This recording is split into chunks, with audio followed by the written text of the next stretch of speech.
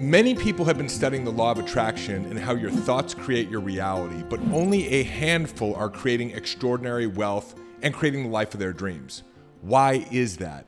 It's because they know something about law of attraction that you don't.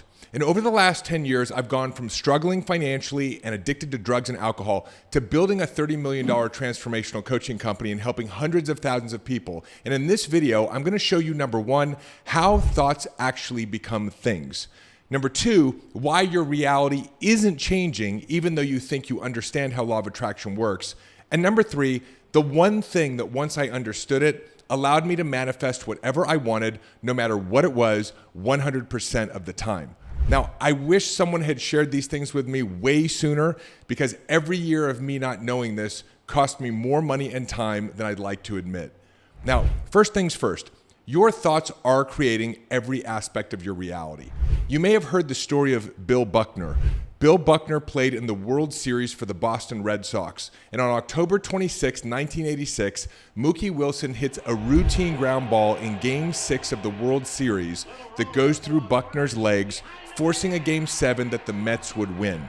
19 days before the game, he's interviewed by WBZ TV's Don Shane about the pressures of playing in the World Series. And he says this.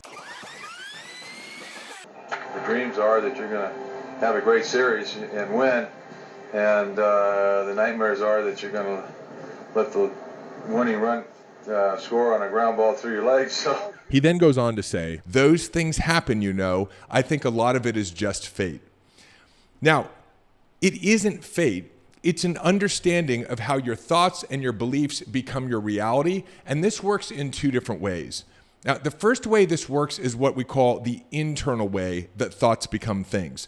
And the internal way is explained by behavioral psychology. And what behavioral psychology says is, whatever it is that you believe, the beliefs that were formed at a very early age, let's say it's that money was hard to make, or you're not good enough, or you can't trust people. As an adult, you will have thoughts in perfect alignment with those beliefs. Your beliefs create your thoughts. Your thoughts create emotions or feelings. So as you're thinking these thoughts of not being good enough, or worrying about whether or not you're going to have enough money at the end of the month, or about to make a sales call but concerned that you're not going to do it right or you might bother someone, you actually start to experience a future that has not happened yet. You start to feel the emotions as if it's occurring right there, right now, even though it isn't, because that's what your thoughts do. Your thoughts create an electrical conductivity in your brain that is then transmitted through the nervous system, and you experience that thought as a feeling or emotion. Your beliefs create your thoughts create your feelings. Your feelings determine what action you do or do not take. When you're feeling fantastic, and when you're curious, and when you're excited, you're more likely to do the things that you know you should be doing in order to create more wealth, improve your health, or create better relationships. But when you're feeling stress, anxiety, or overwhelm as a result of thoughts created by limiting beliefs, you're more likely to either hustle or grind and be very unproductive in your activity because it's coming from a desperate place, or worse yet, procrastinate, self-sabotage, or move into indecision. Your actions produce your results.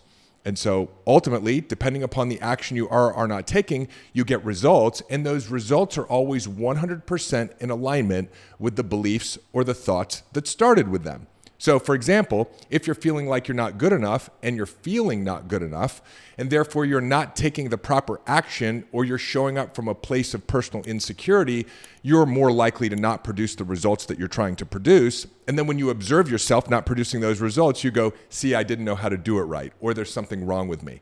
This is what's called a psycho-cybernetic loop. There's nothing actually wrong with you. It's just that your thoughts are creating your reality. What you believe is producing thoughts. Those thoughts create emotions. Those emotions determine action. Those actions produce results. And those results, 100% of the time, reinforce the belief that actually created them.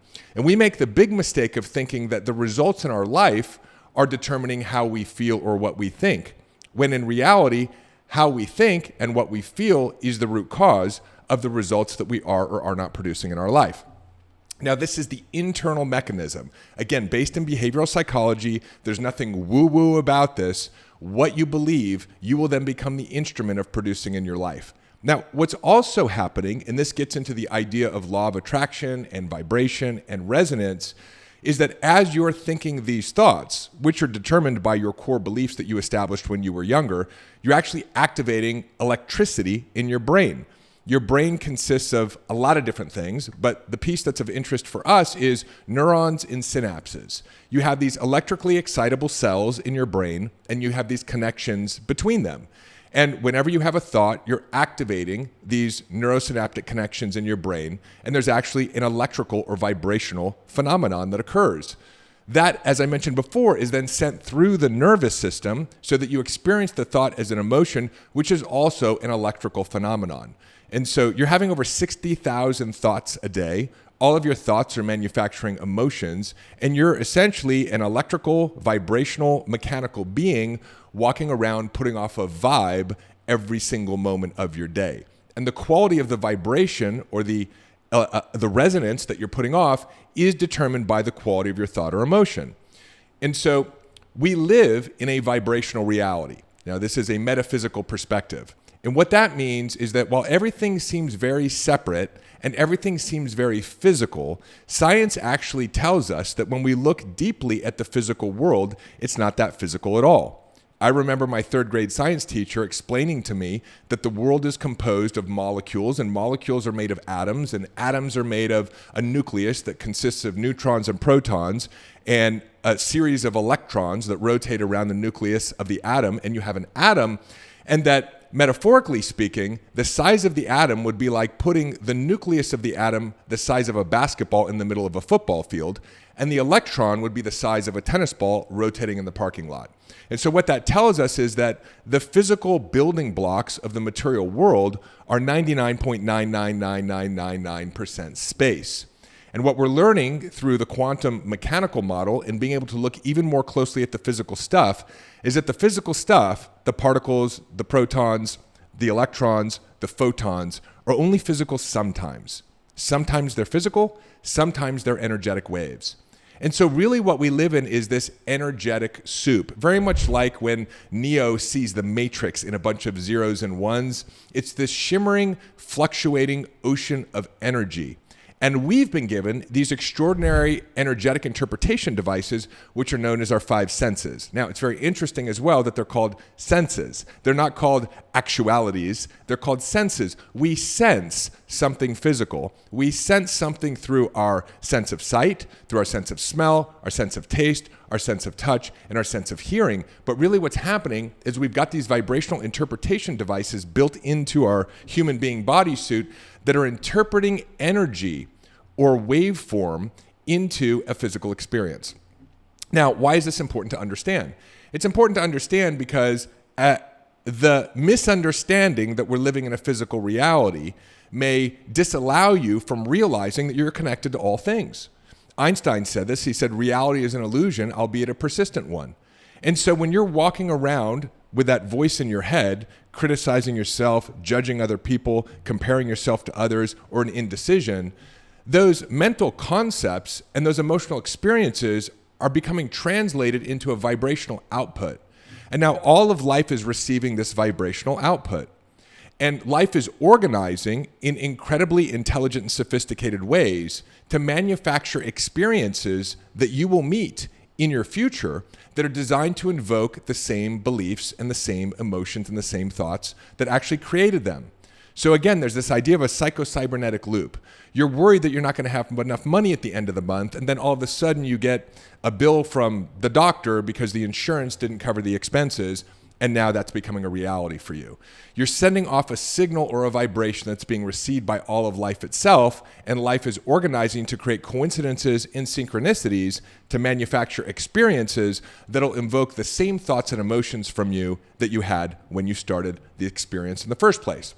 Hey, it's David. Just a quick interruption to your regularly scheduled episode by your favorite sponsor. I want to tell you about my book. It is available on Amazon right here, right now. A Changed Mind, Go Beyond Self-Awareness, Rewire Your Brain, and Re-Engineer Your Reality. In this little book are all the frameworks, the tools, the methodologies that I talk about on this show and that I've used to actually change my mind and that tens of thousands of other people have used to transform their bank accounts, their businesses, their relationships, their health, their spiritual connection, everything that you want to achieve.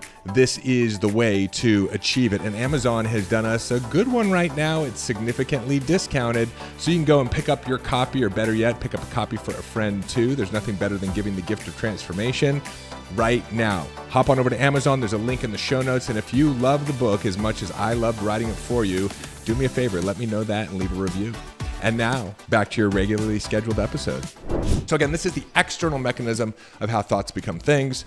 Napoleon Hill talked about this in his book, Think and Grow Rich, where he studied the most successful people in the history of the world at that time and discovered a pattern, 13 things, that came down to really one unifying concept, which is the wealthiest, most successful people in the world thought differently. And what he discovered was their thoughts were creating their reality, and that most of humanity was caught up with thoughts of suffering, thoughts of personal insecurity, thoughts of financial insecurity, and so that's what they were creating, whereas a handful of people had learned how to master their mindset, create new thoughts and new empowered beliefs, and were creating extraordinary results.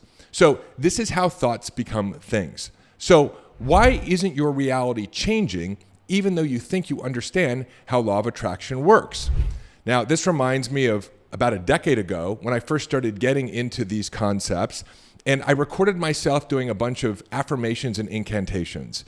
Money is easy to make. Money flows to me. I am rich and abundant. Every day in every way, I'm getting better and I'm getting wealthier. And not only did I record it, but I would listen to it in my car and I would basically scream in unison with these incantations and affirmations that I had created.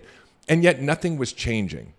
The reason why nothing changes, even though you may understand law of attraction, is because your unconscious mind still has limiting beliefs or resistance in it. See, it's not that law of attraction doesn't work or it only works in some area of our life but not others. The challenge is that most people simply don't understand how they think. So it's important, if you want to start creating change in your external reality, if you want to become wealthier, if you want to become healthier, if you want to develop more clarity around your purpose or your spiritual vision, if you want to be able to attract your soulmate or transform the relationship that you're currently in into the relationship of your dreams, what's important to understand is that we have to become aware of the limiting beliefs or the resistance that we're thinking at an unconscious level if we want to create transformation in our lives. Now, this begs the next question. How do I become aware of some resistance that I'm not aware of?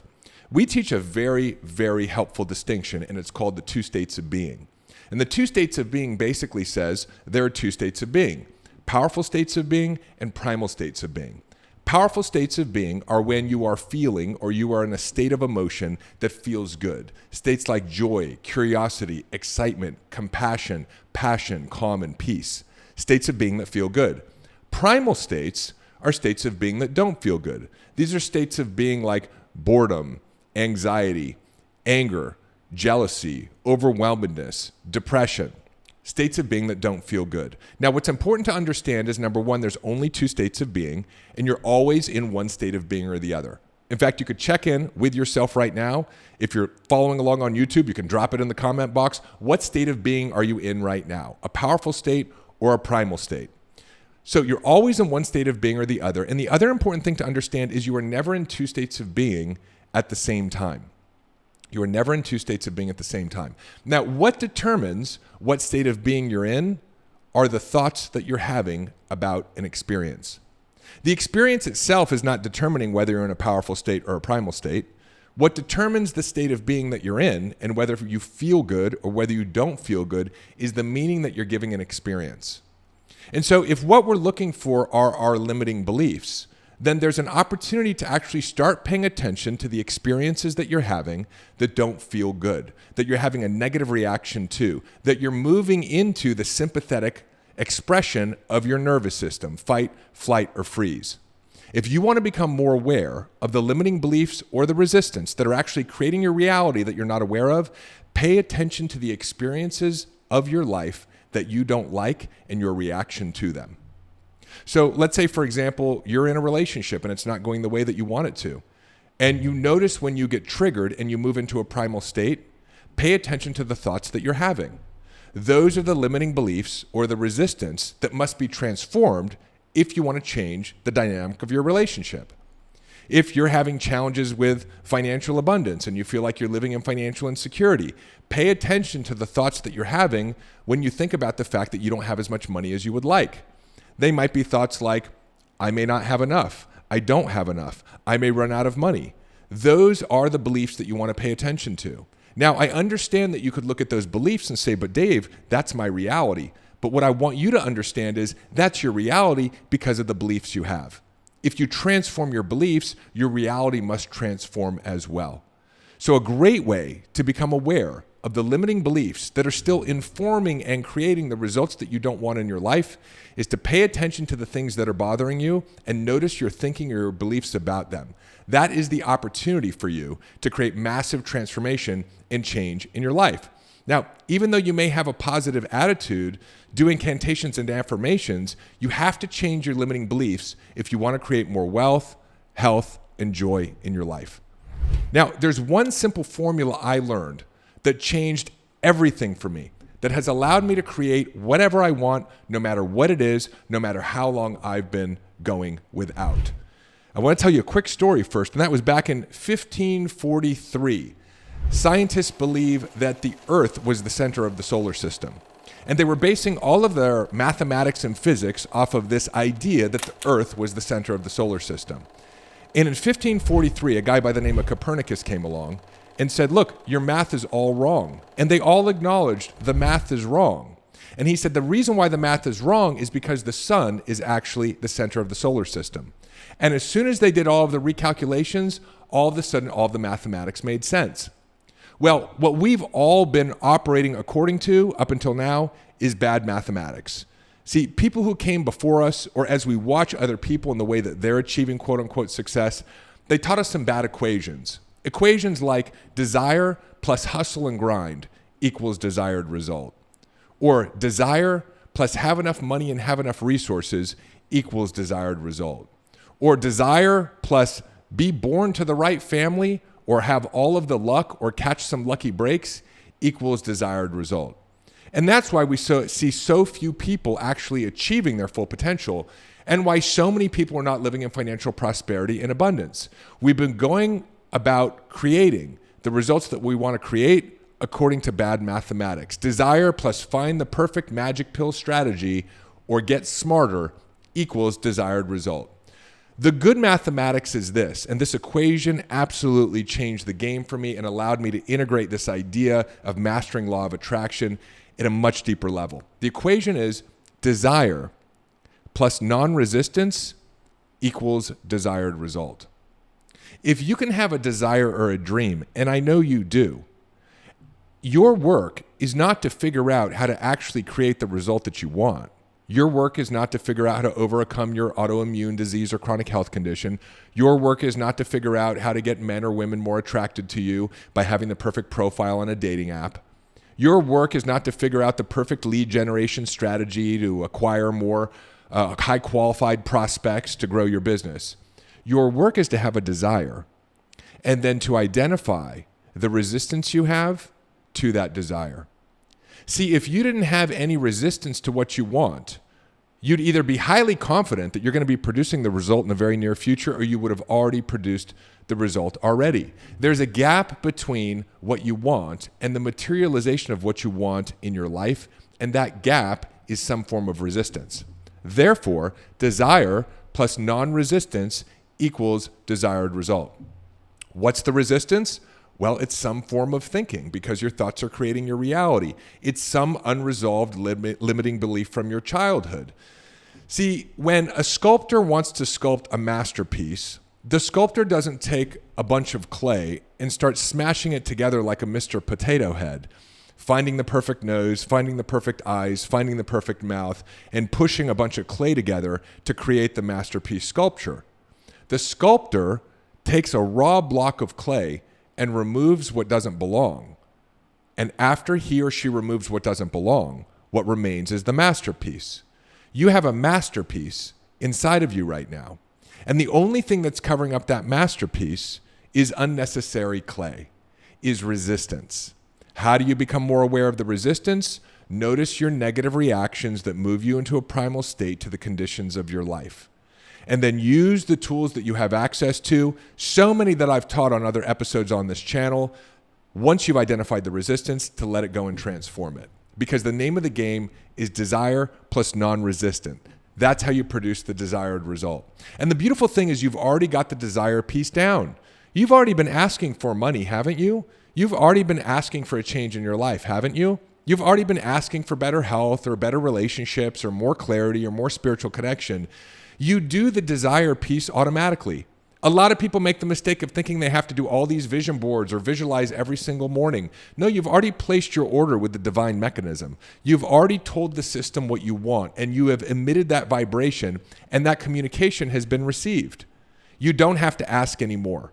Your work now is the non-resistance. In fact, sometimes incessant asking is an indication that there's some resistance going on, that maybe you don't believe that this is how the system works, and that all you need to do is follow the thoughts, the inspirations, and the opportunities that show up on your pathway. And if you do that without resistance, you will 100% of the time, consistently and predictably, produce the desired result, no matter how big, no matter how long the absence of the desired result has been going on in your life, no matter what your personal history is or your traumas are. You will leave those all behind and produce the vision you have for your business, your relationships, your health, or your life, if you can just get into the practice of non-resistance.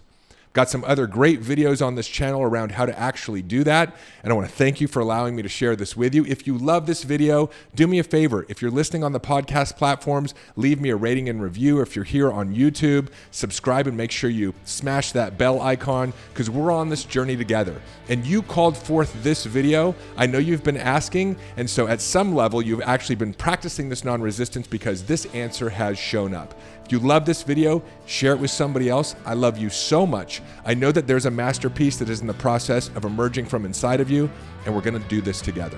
I'll see you in the next episode. Hey, it's David. Hop on over to davidbear.com. Click right here. There's also a link in the show notes, and sign up for our newsletter. You'll get immediate access to my free Mind Hack ebook, as well as a couple of trainings to help you master the inner game. This is a great way to stay informed and be a part of our community and be notified of special announcements. Click below, head on over to the website, get subscribed. If you loved this video, make sure you check out this one or this one, and I will see you in the next video.